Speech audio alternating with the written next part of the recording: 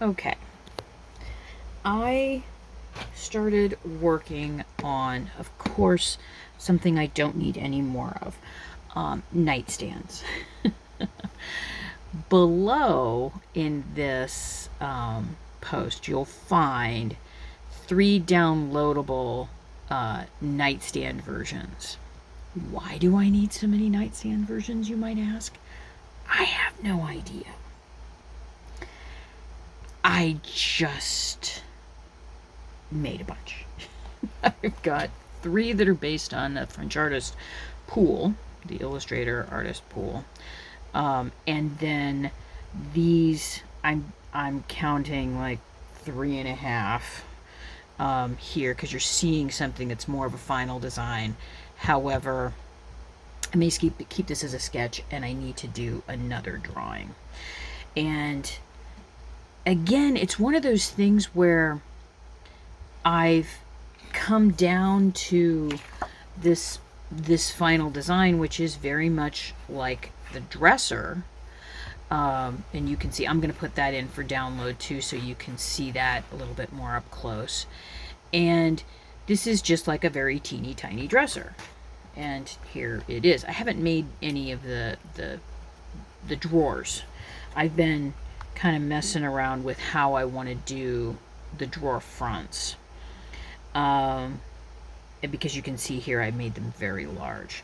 And this one I kind of goofed a little bit. It was late yesterday when I was working on this, and I got it way too close up here. So I think I need to do another drawing. I am taking tracings of designs that I'm building, so then in case I need something, I have, something else to back it up.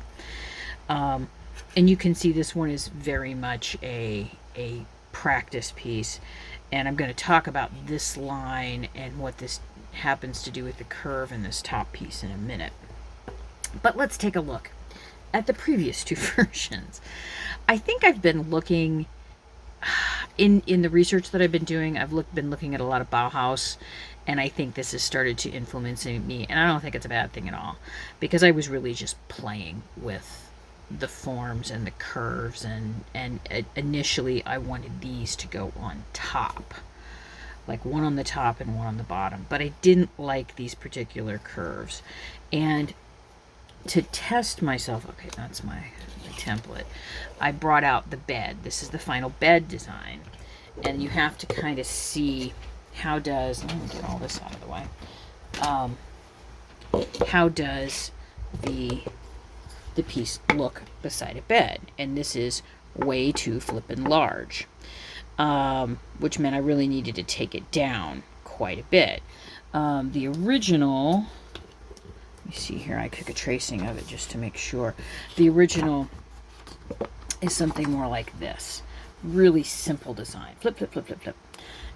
This is the front where I draw in the drawers. And with this one, I think I was intending to make this one a drawer and this one like a cubby or a little cabinet kind of thing. And it just went off the rails. It just went woo! Which is, again, like, why am I designing more of these? And I think part of the designing more of them has to do with about once a month now, I've been timing it. I've been getting the existential terror thing, which lasts for about 48 hours to 72 hours, and I'm about halfway through it right now. Yeah, it wasn't fun, and I'm trying to. I think that trying to like work through, and I think the existential terror is coming through in the bad designs. So you can look at this one, and it's just not good. It is not good. And I was really, really angry about the curves that I got wrong. So I made myself a round corner template with something that's a bit stiffer, and the corners are all the same. So no matter what side I use, I'm getting the same corner.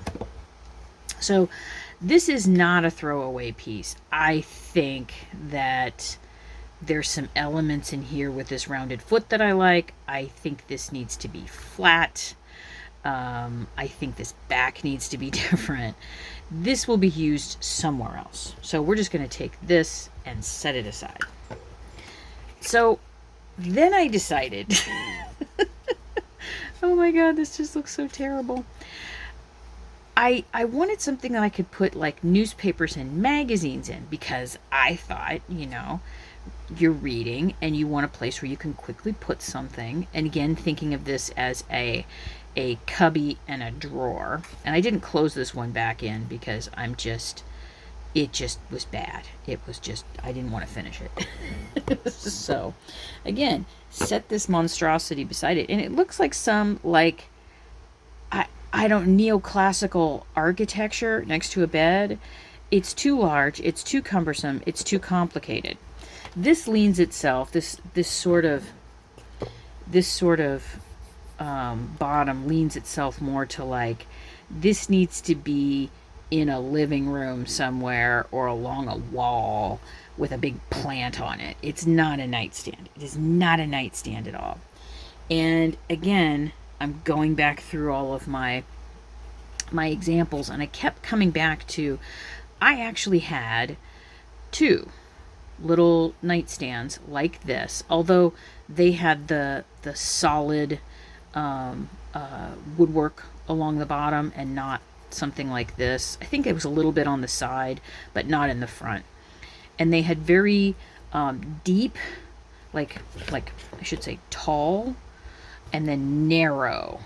And I think this is a little too narrow, not narrow enough, and I think I might want to squeeze it in a little bit more.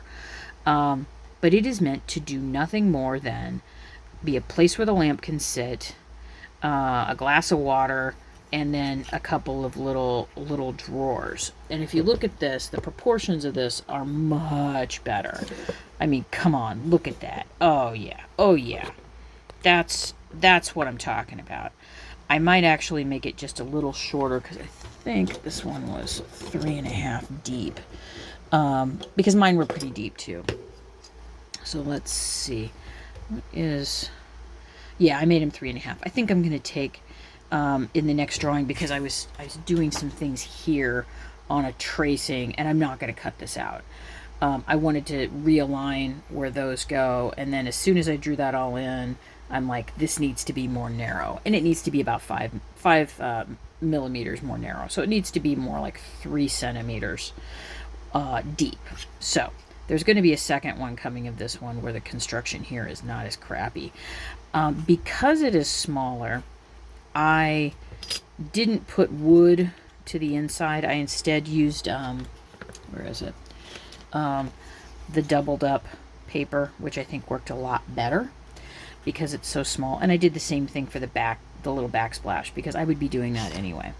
Now, let's take a look at this drawing. Now, I've been doing a lot of like trying to figure out how to get this piece on top measured correctly, so that when it's wrapped around and glued down, it meets this part in the back. And because for this group, I'm only using, this is the medium curve on my curve cutter stamper thing. My little machine, where is it? This. It's a little punch. That's what it is. Little punch that I got through Jet Pens out of Seattle. Excellent company, buy their stuff. Anyway, and in doing this, because remember, I don't do math, I have to do things visually. And what I noticed was, I went ahead and made a mark where the center of this line right here, you can see this line right here, when it's drawn, meets the top line here.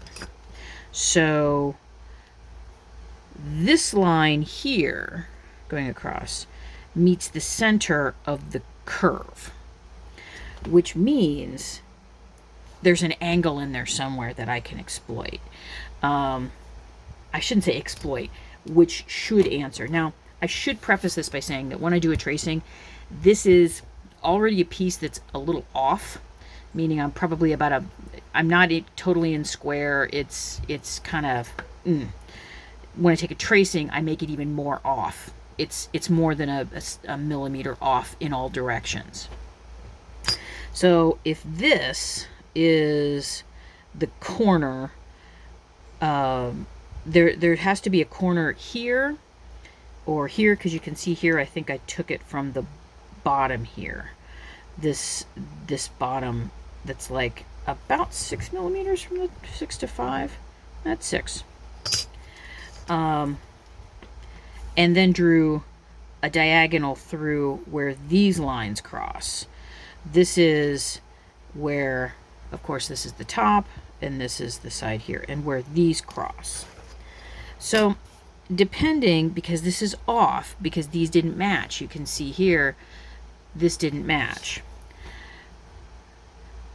Where these two come into contact, I'm thinking, is how I'm going to be able to do this, because I think I took this one from the corner. Yeah, I took it from the furthest corner down here through the middle. And in this one I didn't quite do that. I think, yeah, this would match up. And you can see it goes through there, it goes through there, and it goes through there. So again, I'm getting, I can exploit those, and I now know that if I make the mark there, then I can just draw in the tab there, and I can fold it or create it, and it's okay. Now, because I've done this by using a curve and not using the math, I'm hoping that this technique will work, and that's why I'm keeping this one as a goof. You can see here I wrote down the little mathy things. This is, yeah, that's totally mathy, isn't it? I'm going to keep these and then give this a whirl on another hand-drawn, trying really, really hard to be as mathematically correct as I can be. So I'm going to give that a whirl for this next one. And you can see here I haven't put in any drawer fronts here, mostly because this is just so flippin' close. I mean, I could if I wanted to do the super skinny one, but if I want to do full to the edge, I'm not sure. You can see there's like a gap there, because like I said, this was slammed together in like 15 minutes. So it's not as good. I do like them going all the way across, and I like the idea of there being some trim in between. So what I'm going to do now is I'm going to go and I'm going to go see if my Katie math works. Again, I have spoken to mathematicians. I am good friends with a woman whose husband is a mathematician. Like a published mathematician. He is a well-respected mathematician. And he kind of gives me weird looks. He gave me some weird looks when I was mathing. It was some Paolo Basquetta stuff. And it's like, I gave him some Basquetta stars and some other things when we were moving from Finland, because I couldn't take them with me. He seemed like he's more of the draw it kind of and write out the stuff, the mathematical language, and I'm more of a, oh, this goes here and this goes here, and it's simple. I can see the pattern in the manipulated material, but don't give me mathematical language, because I just it makes me go, yeah, no. So anyway, with that, I will let you guys go, and I'll see you in the next video.